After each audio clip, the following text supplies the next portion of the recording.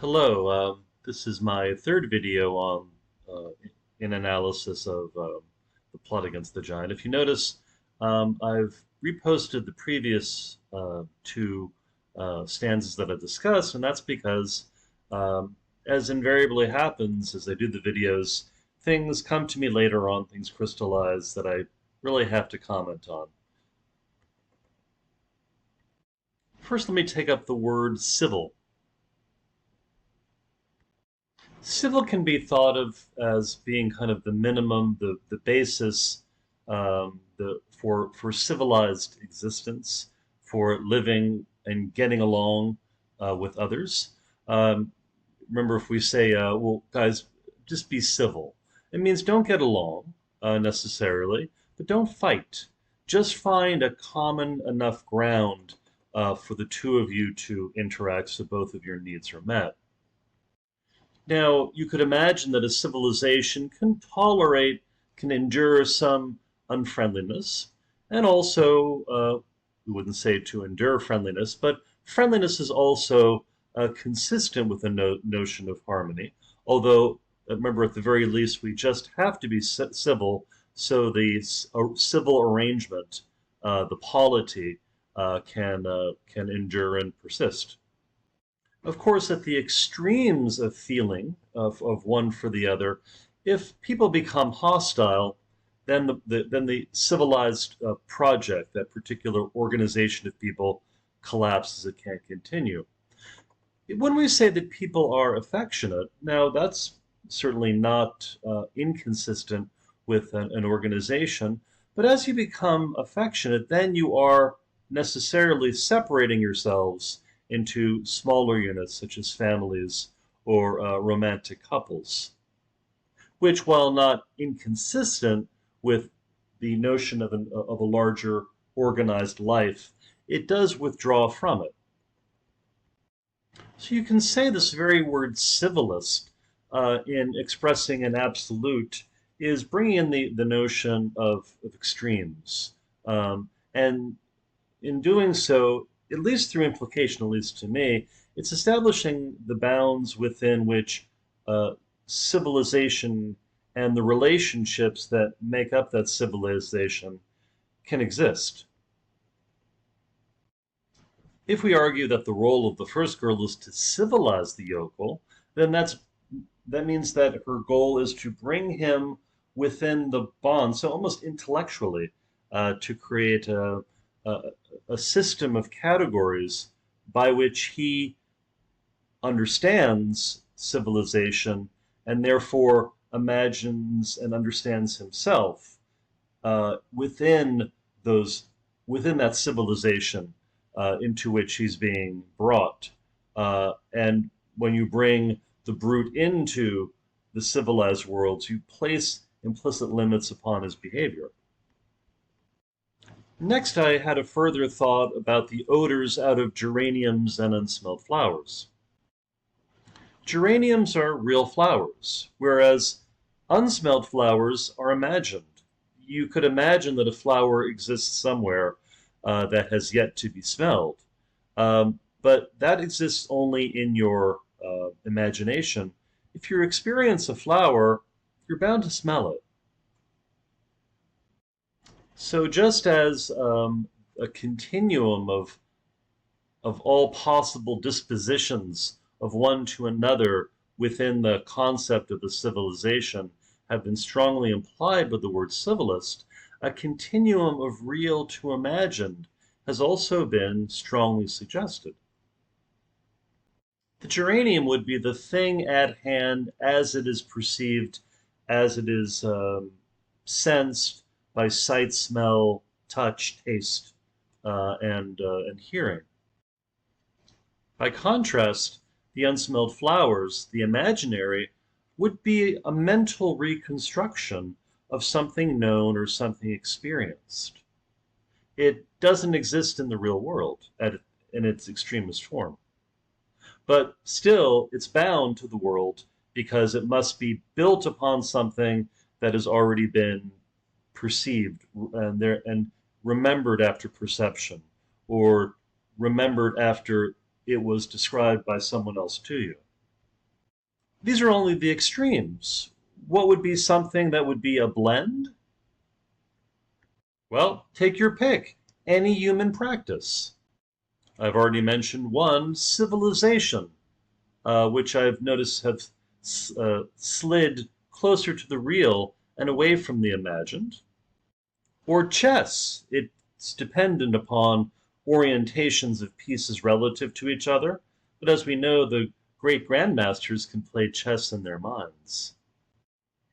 So we don't exactly know the nature of the giant. We, on the one hand, imagine, well, he must just be an imaginary creature, but he's associated with these extreme powers of sense, and therefore he's quite real. The realest thing, perhaps, there is. And so we could just say that the first girl is attempting to trap him within the bounds, within the rules of the game, so to speak, the rules of civilization, uh, the rules of a game. Now, let me also tell you what occurred to me about the second girl stanza. Well, as we move from besprinkled with colors to as small as fish eggs to, I thought of a microscope. Here's a microscope from the 1920s. Now, I don't have a great deal of knowledge about the evolution of the microscope. Stevens, as a boy, may have had a simpler microscope, such as this one. Um, Simpler, but functionally identical, as they both have three lenses. Now, this particular one from the 1920s is essentially the same thing as you'll find in schools today in the 2020s. Have the convenience of clicking, rotating the lenses into place in order to get closer and closer, greater and greater magnification. So we would produce this. It is as though that we're viewing this cloth first under low power and seeing that it is besprinkled with color. We may see the presence of a dust and of a particulate nature, but generally we're seeing a continuous stroke. As we adjust, click into medium power, then those particles come out and are completely visible as being larger these larger pixels, these larger particles that are the size of fish eggs. Now we can still make out some of the original image in the painting, but we have lost the thread, so to speak, of the image. Now, as we click into the final position, the high power, the image has been totally lost. We just see these blobs of color in the same way when we get too close to pointillist painting. Although really, that's coming over here when we look at a pointillist painting and at too close range, we lose the image and we see the individual colors. At this point, this seems to reflect the giant's vision itself. Now, although if you get close enough to a painting, you can sort of see the imprint of the threads, but you yourself would need another lens in order to see the threads. Perhaps this giant's vision, now this goes into the imagination, we imagine that a creature has such powerful vision that he can actually see the threads, and as I think that I said in the actual video, he actually probably would be able to see the gaps between threads. Obviously, unless you can see the gaps between threads and the abyss that they suggest, you're not actually able to truly see the threads. So at once we're seeing the imagined powers of the giant, of this creation called the giant, and yet we're also seeing the rules, the laws of perspective that would be imposed upon any creature within the world, even the giant. Now after almost 10 minutes into the video, now I can start to talk about the last girl and the last stanza. Let me read.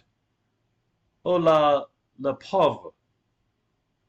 I shall run before him with a curious puffing. He will bend his ear then. I shall whisper heavenly labials in a world of gutturals.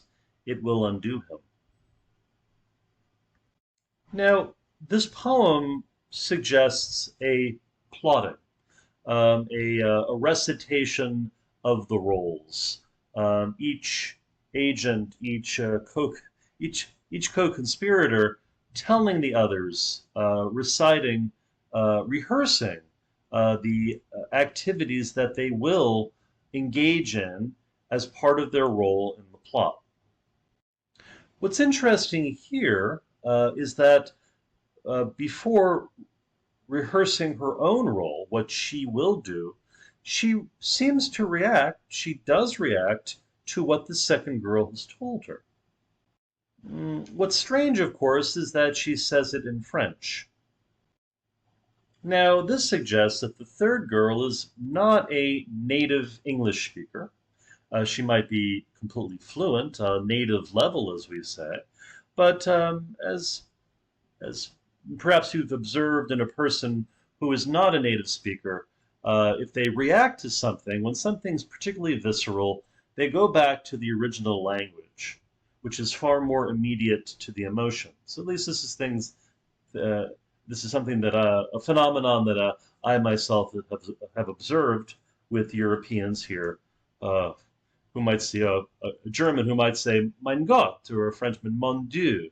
Again, it reflects an immediacy that predates their learning of English. The English is layered on top of their, in this case, French emotional life.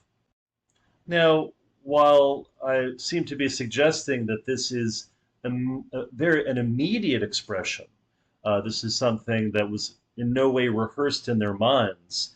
It is a carefully worded, constructed phrase. Ouh là, le pauvre. Now, at its simplest, so to speak, it seems to me to suggest this, and I had to do a little bit of reading online.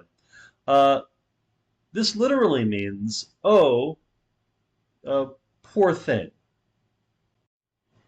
Now, of course, you can argue that she's saying poor thing, ironically. But if she was really going to be doing that, she probably would say it in English because irony is an intentional, intellectual, mental activity. It's not a reflection of the immediacy of emotional reaction. However, she says la before le. La and le are gender-specific pronouns. Now, we don't distinguish in English. If I say poor thing, it's either for a man or a woman, a boy or a girl. Poor thing, le pauvre, is poor things said about a man. However, la pauvre would be poor things said about a woman. So again, if we go back to irony, it is though that she is trying to potentially insult the giant, saying first, oh, la, meaning a woman, but no, he's a man. I have to say la. Well, why would you say that unless you wanted to intimate that he wasn't as much of a man as his giantness would suggest? Remember, one way of defeating somebody, defeating a man, is by calling his manhood into question. But this is all intentionality. Again, the phrase here suggests an immediacy and therefore an emotional authenticity.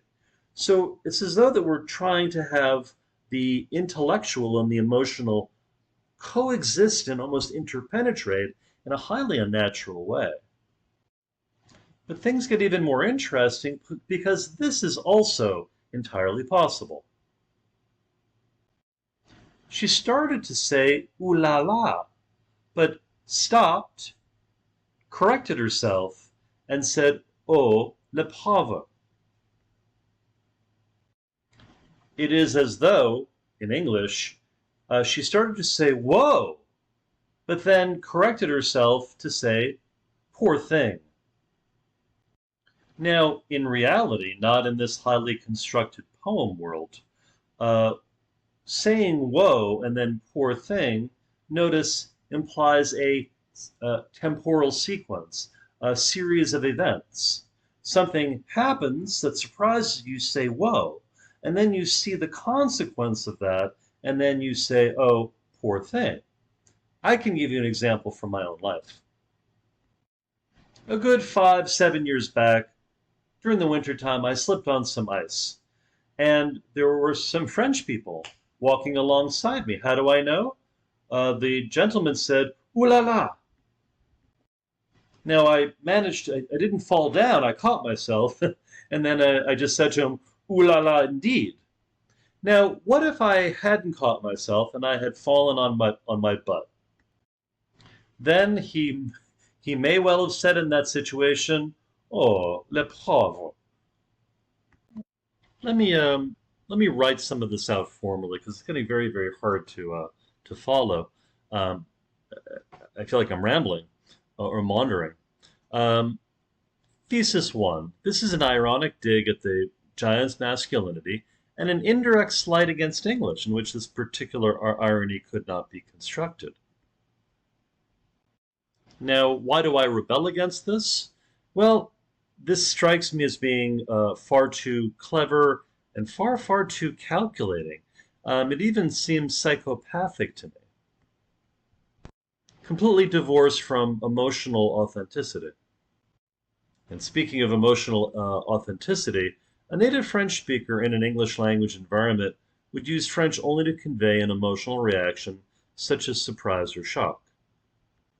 Again, I think of that French guy who said "ooh la la" when I slipped on the ice, um, and I imagine he was perfectly fluent in English. But of course, at that moment, he was going to express himself in his first language, in which is really the only way that we can convey raw emotional intensity. Now, maybe the third girl is a patent psychopath, and she is part of a plot against a hapless giant, but it seems too simple in a way. Then thesis two, the girl starts to say, "Ooh la la, yikes," or "gosh," but stops and finishes by saying, "Le pauvre," oh, poor thing. Now, this would not happen in the real world, but again, this is a constructed realm of the poem. This is again like a collision of the emotional with the intellectual. In order for this to happen, you would have to feel a certain way, but then intellectually reconsider your feeling and decide you feel differently.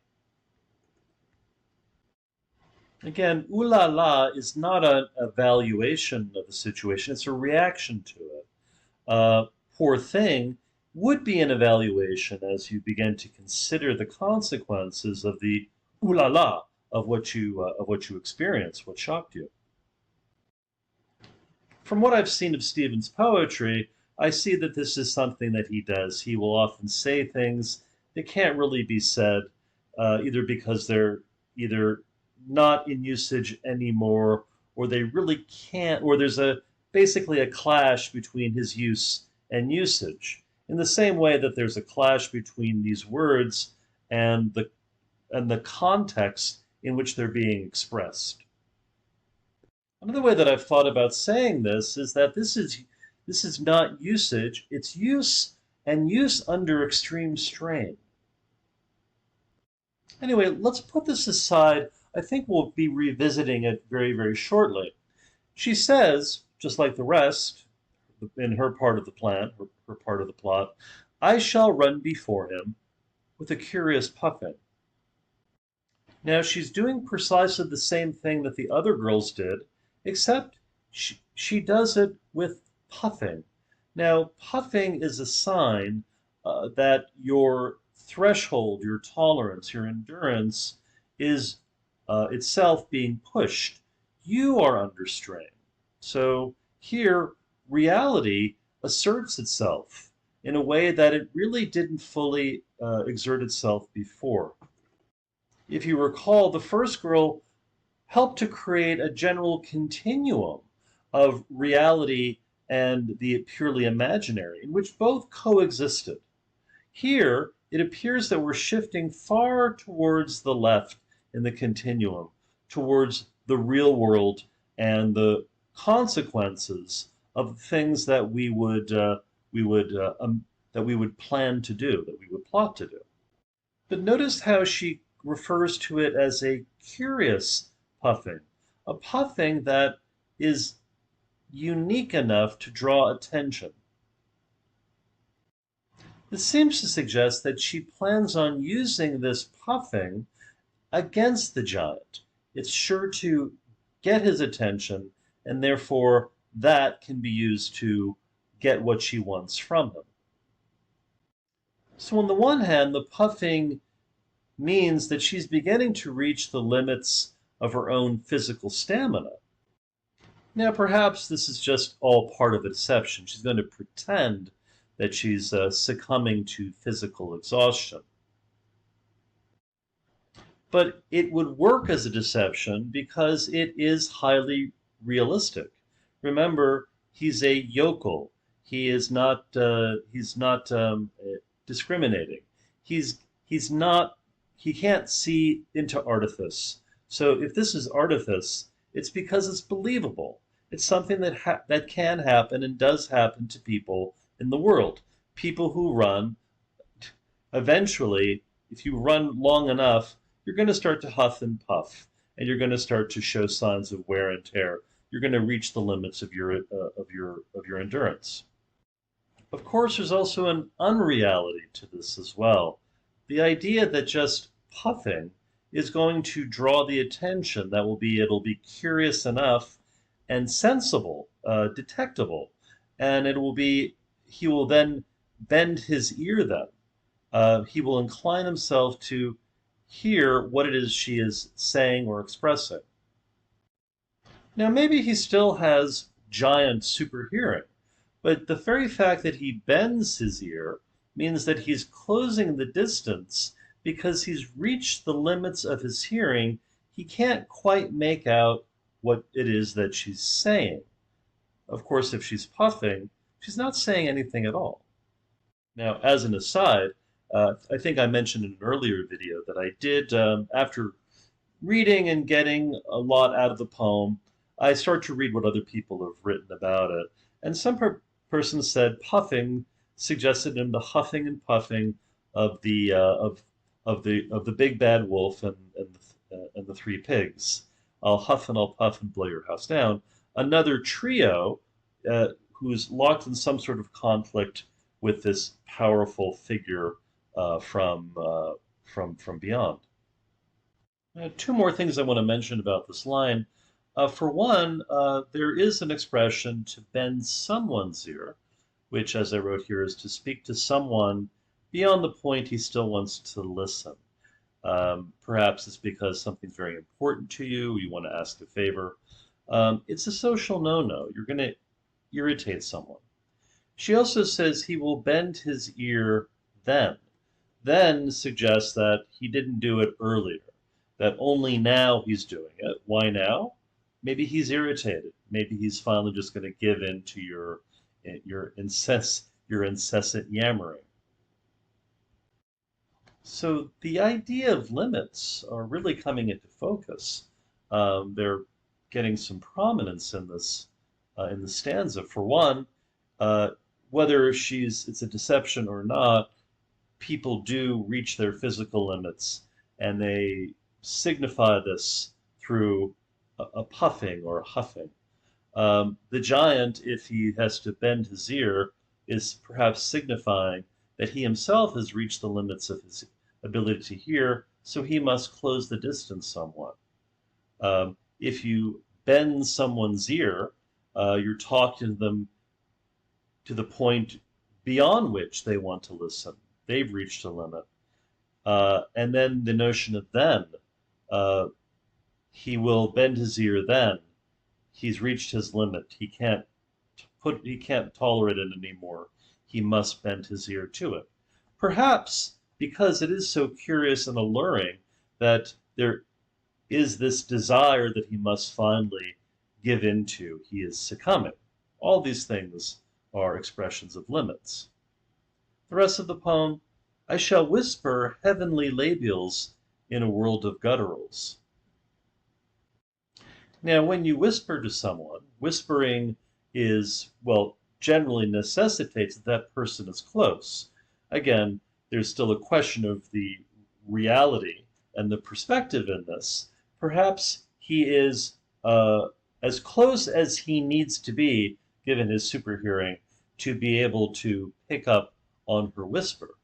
A whisper implies either a faintness of voice, maybe as an effect of exertion. If you've been running and you barely have breath and you have to say something, you almost speak in a whisper as you struggle. But whispering also implies an intimacy. I'm going to tell things to you that I'm not going to tell anybody else, and I am going to speak in a low voice in order to do it. Now, what is the content of this whisper? Heavenly labials in a world of gutturals. Well, my friends, this is getting hot and heavy quickly. Labial has a sexual connotation. It's the female genital organ. Heavenly. It's as though that we were bringing heaven on earth. Bliss is yours for the asking. And gutturals suggest a kind of a grunting, perhaps the sounds one makes during lovemaking. Labials and gutturals are also phonemes in the science of phonology. Now, phonemes are simply speech sounds. Uh, every language has a particular set, a limited set of phonemes. And out of these phonemes, all words are created. Now, I could make up a word, kronk, and I could say kronk to someone. Now, they wouldn't know what kronk meant, but it's English. It could be an English word because it's constructed out of that limited particular set of phonemes. It's for this reason why it's so difficult to shake your accent when you're learning another language, because you are used to you speak in a particular set of phonemes, and at best you can approximate the phonemes of another language, unless you're unusually gifted in language, which I am not. Now, labials are phonemes that are formed on the lips. They exist because of the particular structure of the lips and the particular shapes the lips can assume. In the same way, gutturals are the sounds that arise from the particular anatomy of the throat. You could then argue that because the labials are the lips and the gutturals are the throat, in the same way that the lips are higher than the throat, heaven is higher than earth. So heaven and earth are merely relational. They just give a sense of the relative positions or the position of one to the other, just as the labials are or the lips are have a position relative to the gutter to the throat, and the throat has a position relative to the lips. So the possibility of sound, is constrained by the structures of the lips and the mouth and the throat. English may have a near infinity of words, but those words are only possible because there is a very, very finite range, 20 or 30 phonemes, from which to construct those words. So in the world, the number of actual sounds that can be created is strictly limited. And in the mind, the number of sounds out of which words can be constructed are also limited. So in the poem, we've seen this real narrowing, this tapering of possibility. So look at all of the limits that will be placed upon the giant in the course of this plot. So the first girl will attempt to impose the bounds of human institutions, of civilization, of human activities upon the giant, and to enclose him within those bounds and therefore put profound limits on him.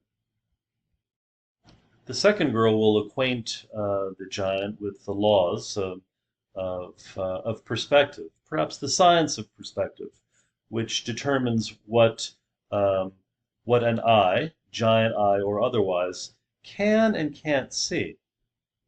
The civilized giant might be reluctant to employ his supervision.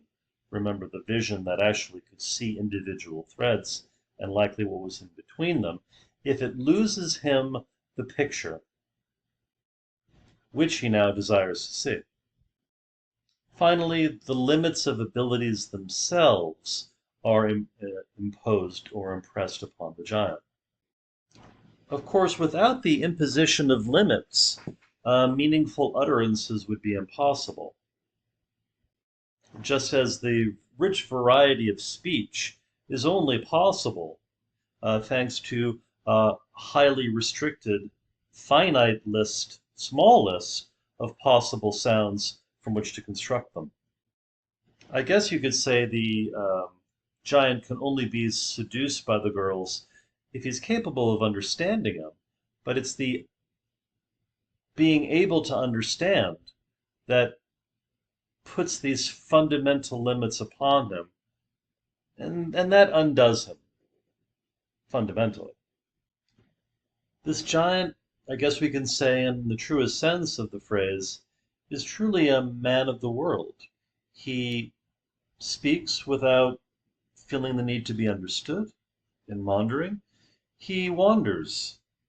He has no particular place to go, um, despite where he finds himself or is inclined to go at a particular moment, and he does what he wishes. Obviously, in this way, he is incompatible with a civilized life, and is therefore an implicit threat to the civilized life. Uh, he is not guided by ideas, so he must be put in thrall to ideas. Therefore, like the rest of us, the giant needs to be compelled to have a dual existence, that he doesn't act merely in the world, but also in the mind, and according to the constructions that he shares in common with the community. Well, that's that. Hope you liked it.